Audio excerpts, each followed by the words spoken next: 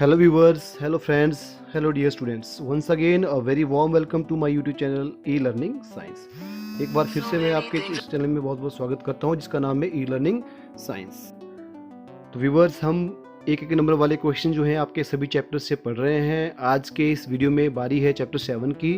9th कक्षा के बच्चों को पता है कि अभी हमने 6 चैप्टर तक जो है सभी के एक एक नंबर वाले क्वेश्चन जो है मल्टीपल चॉइस रूप में पढ़े हैं। तो आज हम इस चैप्टर में इस वीडियो में चैप्टर 7 जो डाइवर्सिटी इन लिविंग ऑर्गेनिज्म है, जीवों में विविधता, ठीक है, तो उस चैप्टर के टॉप 40 वेरी इंपॉर्टेंस एक एक नंबर वाले प्रश्न हम करेंगे, ठीक है। तो चलिए बिना देरी से शुरू करते हैं आज का वीडियो। बने रहें मेरे साथ इस वीडियो के अंत तक ताकि आप सभी 40 के 40 प्रश्न अच्छे से समझ पाएँ। पहला प्रश्न आपके सामने ये आ रहा ऑप्शन, पहला प्रश्न है आपके पास, जैव विविधता को विकसित होने में कितना समय लगा? जैव विविधता को विकसित होने में कितना समय लगा? तो उत्तर क्या रहेगा इसका? लाखों वर्ष, ठीक है। आज का वीडियो बच्चों मल्टीपल चॉइस के रूप में नहीं है, आपको मैं एक एक नंबर वाले क्वेश्चन डायरेक्ट रूप में बता रहा हूं, तो उनको ध्यान से समझिएगा, देखिएगा। चलिए अगले क्वेश्चन तरफ बढ़ते हैं। ऑप्शन बी, क्वेश्चन 2, किसी जीव के लक्षण से क्या तात्पर्य है? किसी जीव के लक्षण से क्या तात्पर्य है? उसका आंसर क्या होगा? उस जीव का कोई विशिष्ट कार्य या विशिष्ट लक्षण, ठीक है, उस जीव का कोई विशिष्ट कार्य या विशिष्ट लक्षण। नेक्स्ट क्वेश्चन है हमारा क्वेश्चन नंबर 3, किसी पेड़ का मुख्य लक्षण क्या है? तो किसी पेड़ का मुख्य, अब पेड़ होते हैं उनका मुख्य लक्षण क्या होता है? उनका मुख्य लक्षण होता है वह दौड़ नहीं पाते, यानी एक जगह स्थिर रहते हैं, तो दौड़ पाने की क्षमता ना होना पेड़ों का मुख्य लक्षण होता है, ठीक है। क्वेश्चन नंबर 4, ये आपकी स्क्रीन पर, आजकल जीवों का वर्गीकरण किस आधार से आरंभ करते हैं? जीवों का वर्गीकरण होता है वो किस आधार से आरंभ किया जाता है? तो उसका सही उत्तर क्या होगा? कोशिका की प्रकृति से। कोशिका की प्रकृति से जीवों का वर्गीकरण आरंभ किया जाता है। चलिए आगे बढ़े क्वेश्चन नंबर 5 की तरफ। ये रहा क्वेश्चन नंबर 5, एक यूकेरियोटिक अपनी सभी प्रक्रियाएं किससे करता है? एक यूकेरियोटिक होता है वह अपनी सभी प्रक्रिया किससे करता है? तो राइट आंसर क्या होगा? झिल्ली से घिरी कोशिका से। झिल्ली से घिरी कोशिका से अपने एक यूकेरियोटिक अपनी सभी प्रक्रियाएं करता है। चलिए क्वेश्चन नंबर 6 तरफ बढ़ते हैं। जीवों की शारीरिक संरचना में विभिन्नता का क्या तात्पर्य है? क्वेश्चन को ध्यान से समझिएगा। आप इस वीडियो को पॉज करके इनको नोट कर सकते हैं, प्रश्नों को अगर नोट करना चाहें तो। इस प्रश्न का उत्तर क्या होगा? कोशिकाओं के समूह का कुछ खास कार्य के लिए विशिष्टीकृत हो जाना। कोशिकाओं के समूह के कुछ खास कार्य के लिए विशिष्टीकृत हो जाना जीवों की शारीरिक संरचना में विभिन्नता का मुख्य तात्पर्य है। नेक्स्ट क्वेश्चन तक बढ़ते हैं। क्वेश्चन नंबर 7, ये आपकी स्क्रीन पर, पौधों का शरीर किस आधार पर विकसित होता है? पौधों का शरीर किस आधार पर विकसित होता है? तो राइट आंसर है आपका भोजन बनाने की क्षमता के आधार पर, ठीक है। चलिए क्वेश्चन नंबर 8 की तरफ बढ़ते हैं। जंतु का शरीर किस आधार पर विकसित होता है? बिल्कुल बहुत ईजी क्वेश्चन है। जंतु का शरीर, अगर पौधों का शरीर भोजन बनाने के आधार पर विकसित होता है तो जंतु का शरीर किसके आधार पर विकसित होता है? बने हुए भोजन को ग्रहण करने के आधार की क्षमता पर, okay. Next question, question number 9, ये रहा आपकी स्क्रीन पर, जीवों का वर्गीकरण किस वाद से संबंधित है? जीवों का वर्गीकरण किस वाद से संबंधित है? तो राइट आंसर क्या होगा? जैव विकासवाद से। जीवों का वर्गीकरण जैव विकासवाद से संबंधित है।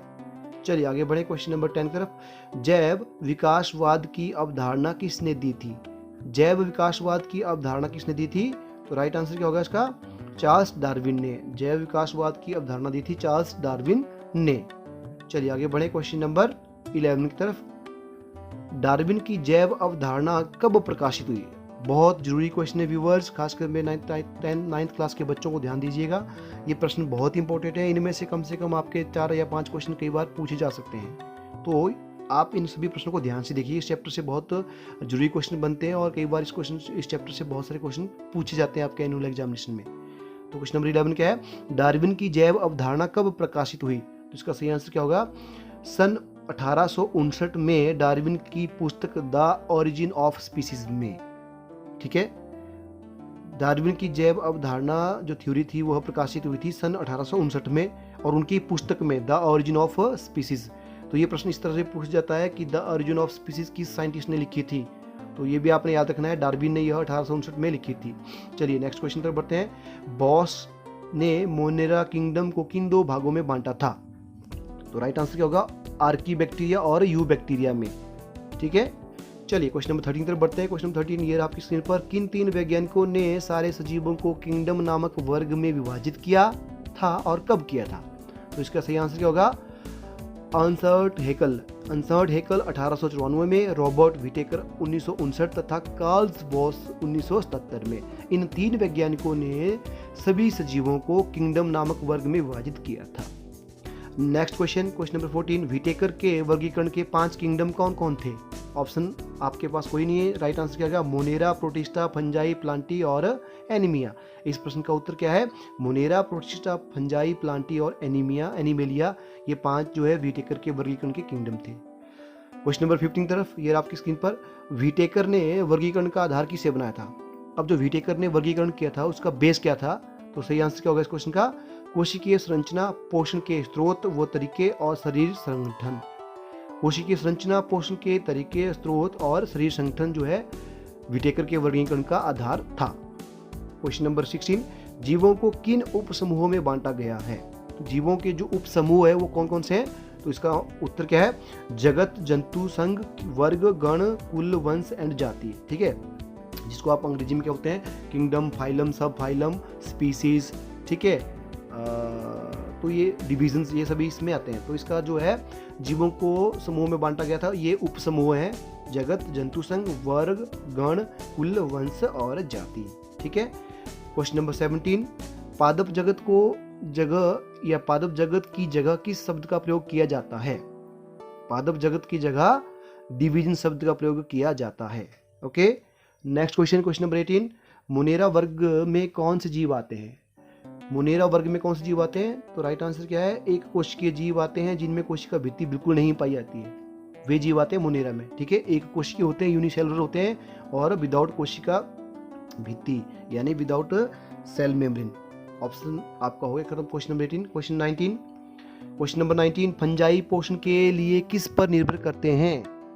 राइट आंसर इसका सड़े गले कार्बनिक पदार्थों पर। फंजाई सड़े गले कार्बनिक पदार्थों पर भोजन के लिए निर्भर या पोषण के लिए निर्भर करते हैं। क्वेश्चन नंबर 20, फंजाई को मृतजीवी क्यों कहते हैं? बिल्कुल बहुत आसान, क्योंकि यह मृत जीवों को खाते हैं। तो आंसर क्या होगा? क्योंकि यह सड़े गले मृत कार्बनिक पदार्थों पर निर्भर करते हैं। क्वेश्चन नंबर 21, लाइकेन क्या है? अब लाइकेन क्या होता है? तो राइट आंसर क्या होगा? लाइकेन जो है पेड़ों की छालों पर रंगीन धब्बों के रूप में दिखाई देने वाले जो नीले हरे शैवाल की सहसजिता, यहाँ पे कव नहीं होगा, यहाँ पे कवक होगा। तो पेड़ों की छालों पर रंगीन धब्बों के रूप में दिखाई देने वाले जो कवक और नीले हरे शैवाल की सहजीविता के कारण बनते हैं उनको लाइकेन कहा जाता है। थोड़ा सा राइटिंग मिस्टेक है तो इसको आंसर को थोड़ा ध्यान से रेक्टिफाई कर लीजिएगा। चलिए आगे बढ़े। क्वेश्चन नंबर 22, फंजाई कैसे जीव हैं? तो फंजाई विषमपोषी यूकैरियोटिक जीव हैं। कैसे जीव हैं? विषमपोषी हैं और यूकैरियोटिक जीव हैं। Question number 23, here comes on screen, Thallophyta वर्ग में प्रमुख रूप से कैसे पौधे पाए जाते हैं? Which type of plants are mainly found in Thallophyta group? Answer is जल में पाए जाने वाले शैवाल। तो थैलोफाइटा में जो जितने भी शैवाल जो जल में पाए जाते हैं वो सभी आते हैं। और क्वेश्चन नंबर 24, ब्रायोफाइटा वर्ग में पौधों के किस नाम से जाना जाता है? ब्रायोफाइटा वर्ग के पौधों को किस नाम से जाना जाता है? तो राइट आंसर क्या होगा? उभयचर। ब्रायोफाइटा वर्ग में जितने भी पौधे पाए जाते हैं उनको उभयचर कहा जाता है। Question number 25, here comes on screen, pteridophyta वर्ग के पौधों का शरीर किस में विभाजित होता है? राइट आंसर इज जड़, तना और पत्तियों में। ठीक है। क्वेश्चन नंबर 26, स्पोर्ट किसे कहते हैं? अब स्पोर्ट किसे कहते हैं? तो राइट आंसर है ब्रायोफाइटा, थैलोफाइटा तथा टेरिडोफाइटा में नग्न भ्रूण पाया जाता है जिसे स्पोर्ट कहते हैं। यानी ब्रायोफाइटा, थैलोफाइटा और टेरिडोफाइटा में भ्रूण होता है वो नग्न होता है, उसको स्पोर्ट कहते हैं। क्वेश्चन नंबर 27, फेरोगेम्स किसे कहते हैं? अब फेरोगेम्स क्या होते हैं? फेरोगेम्स किसे कहते हैं? बहुत इंपॉर्टेंट क्वेश्चन है ये बच्चों, आप ध्यान से देखिएगा व्यूअर्स, ये प्रश्न बहुत ही इंपॉर्टेंट है। तो फेरोगेम्स क्या होते हैं? वे पौधे जिनमें जनक ऊतक पूरी तरह विकसित व विभेदित होते हैं तथा जनन प्रक्रिया के बाद बीज उत्पन्न करते हैं उन्हें फेरोगेम्स कहते हैं। नेक्स्ट क्वेश्चन नंबर 28, एंजियोस्पर्म पौधे क्या होते हैं? एंजियोस्पर्म पौधे क्या होते हैं? जिन पौधों के बीज फलों के अंदर ढके हुए होते हैं, यानी बीज नहीं है, बीज होता है।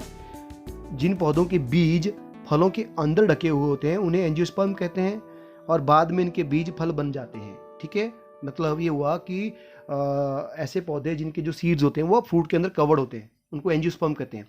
उसके बाद आया क्वेश्चन नंबर 29। अब जिम्नोस्पर्म क्या होते हैं? तो जिम्नोस्पर्म वे प्लांट्स होते हैं जिनके जो बीज होते हैं वह ओपन होते हैं, जो ढके हुए नहीं होते हैं। ये बीज नग्न होते हैं, यानी नग्न बीज उत्पन्न करने वाले पौधों को हम जिम्नोस्पर्म्स कहते हैं। Question number 30। फिर पोरीफेरा शब्द किसने दिया या किसने बनाया?